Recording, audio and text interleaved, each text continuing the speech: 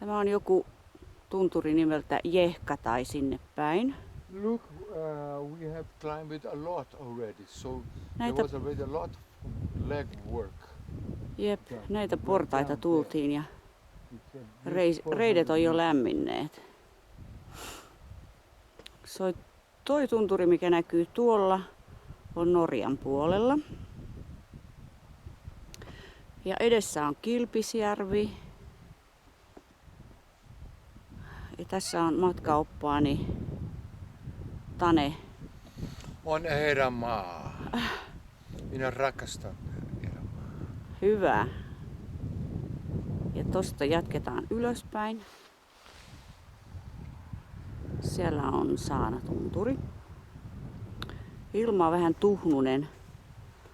Siksi otan kuvaa jo nyt, jotta pilvet ei peitä kaikkea. Eli eteenpäin.